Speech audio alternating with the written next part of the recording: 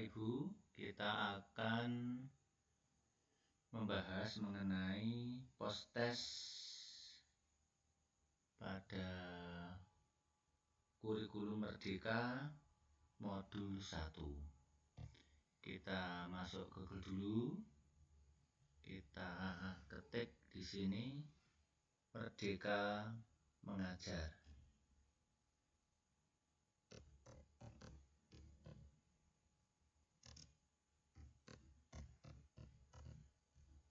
Kita enter, kita klik Merdeka Mengajar. Kita lihat ke bawah, di sini ada pelatihan mandiri. Kita klik lihat pelatihan mandiri. Di sini ada ini untuk Anda, ada topik, ada aksi nyata. Kita klik yang topik. Ini kita lihat yang kurikulum Merdeka. Nah, ini kita kerjakan post testnya.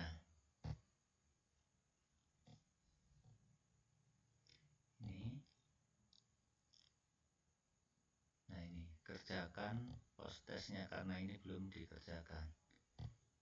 Nah, mulai kerjakan post test. Ini Bapak Ibu, sebelum kita mengerjakan post test, jangan lupa untuk klik subscribe, like, dan lonceng bersama channel Bas Nadir. Kita masuk ke soal yang pertama, Bapak Ibu. Kurikulum dapat dimaknai sebagai segala sesuatu yang dipelajari murid. Nah, ini A benar, B salah. Ini kita klik yang benar. Kita klik selanjutnya. Nomor 2, dalam mewujudkan pembelajaran yang transformatif pada proyek pembelajaran yang akan dilakukan, Bu Monik mendorong murid untuk membuat aksi nyata dalam isu sosial yang terjadi di sekitarnya berkaitan dengan materi yang mereka pelajari. Agar murid melakukan aksi dengan tepat, Bu Monik sebaiknya terlebih dahulu mengajak murid untuk melakukan hal-hal berikut kecuali. Nah, ini kita lihat ini. A meminta murid mengevaluasi aksi yang telah dilakukan. B mengajak murid untuk mengantisipasi semua konsekuensi atas aksi yang akan dilakukan. C mendorong murid untuk memahami tujuan dirinya dan antar murid dalam melakukan aksi nyata tersebut. D mengajak murid untuk melihat rencana aksi yang akan dilakukan dari perspektif yang berbeda. Ini Bapak Ibu. Selanjutnya, pernyataan yang tepat mengenai perubahan kurikulum adalah A. Kurikulum diubah untuk memberikan tantangan yang lebih besar bagi murid. B. Perubahan kurikulum merupakan semata-mata tuntutan kebutuhan industri. C. Kurikulum diubah untuk memenuhi kebutuhan murid terhadap perubahan zaman. D. Perubahan kurikulum harus mengacu kepada pendidikan negara maju. Nah, ini soal nomor 3. Ini yang C. Selanjutnya, nomor 4. Sebagai salah satu kepala sekolah di daerah tertinggal, Bu Solihat mendapatkan kesempatan untuk mengikuti kunjungan ke sebuah sekolah di luar negeri. Beliau melihat materi pelajaran di sana lebih tinggi daripada di Indonesia. Beliau berkesimpulan bahwa negara tersebut bisa jauh lebih maju dari Indonesia karena materi pembelajarannya lebih tinggi. Saat kembali ke sekolahnya, Bu Solihat menyampaikan hal tersebut kepada seluruh guru dan meminta guru untuk menaikkan level materi pembelajaran yang diberikan kepada murid. Ia berharap murid-muridnya akan dapat lebih maju dan bersaing dengan murid dari sekolah lain. Pendapat yang tepat mengenai hal yang dilakukan oleh Bu Solihat di atas adalah A. Hal tersebut tepat dilakukan karena negara maju patut menjadi contoh dalam pengembangan kurikulum. B. Hal tersebut tidak tepat dilakukan karena lebih cocok diterapkan terlebih dahulu di sekolah perkotaan. C. Hal tersebut akan berhasil meningkatkan kompetensi dan daya saing murid di sekolahnya. D.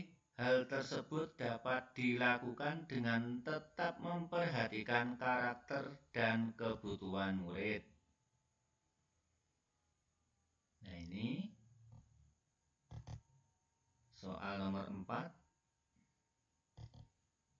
Ini yang D. Selanjutnya. Nomor 5. Alasan utama mengapa sekolah perlu melakukan adaptasi terhadap kurikulum dari pemerintah adalah A. Tidak semua guru memiliki kompetensi yang dibutuhkan untuk menjalankan kurikulum dari pemerintah. B. Setiap satuan pendidikan memiliki karakteristik yang berbeda. C. Kurikulum yang dikeluarkan oleh pusat masih perlu pengembangan secara berkelanjutan. D. Guru membutuhkan kurikulum yang dapat lebih dipahami dan diaplikasikan di sekolah. Ini yang B. Selanjutnya. Nomor 6. Bu Sondang mengajar di sebuah sekolah di daerah pegunungan dan perkebunan. Murid di kelasnya sedang mempelajari berbagai cara pengawetan makanan. Pada buku paket, Bu Sondang mendapati latihan yang harus dikerjakan murid adalah melakukan pengawetan ikan dengan penggaraman. Hal yang sebaiknya dilakukan Bu Sondang adalah A. Meminta murid untuk mengerjakan latihan sesuai yang terdapat pada buku paket. B. Melewati bagian latihan tersebut dan melanjutkan ke materi berikutnya. C. Mengajak murid untuk melakukan pengawetan dengan teknik penggaraman pada makanan hewani lainnya. D. Mengajak murid untuk melakukan berbagai teknik pengawetan buah. Ini yang D ini. Selanjutnya. Nomor 7. Berikut yang merupakan hal-hal unik yang dimiliki sekolah atau yang disebut karakteristik satuan pendidikan adalah A. Kondisi daerah satuan pendidikan. B. Latar belakang ekonomi murid. C. Sarana dan prasarana satuan pendidikan. D. Semua benar. Nah, ini yang D. Semua benar. Selanjutnya. Nomor 8. Berdasarkan hasil analisis diagnostik dan survei karakter, didapatkan bahwa murid SMP Merdeka Belajar secara umum memiliki karakter sebagai berikut. 1. Berasal dari keluarga petani dengan ekonomi menengah ke bawah.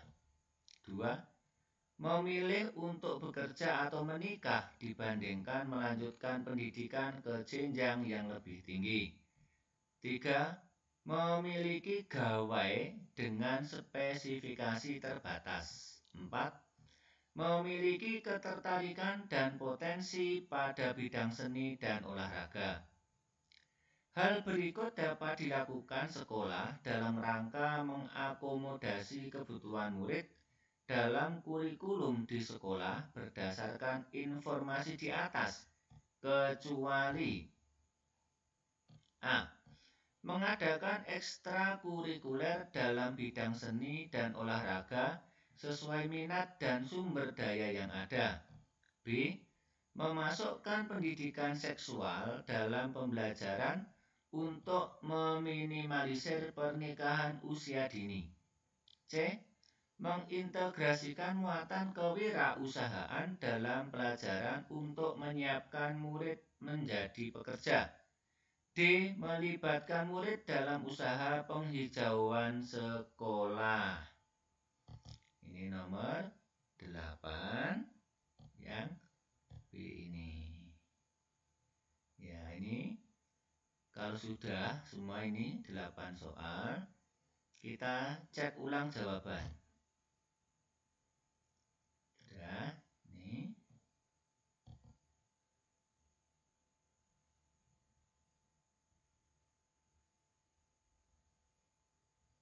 Kita cek. Ini. Terus kita kumpulkan. Luar biasa, pemahaman Anda sangat baik. Berarti ini betul. Dan kita kembali ke modul.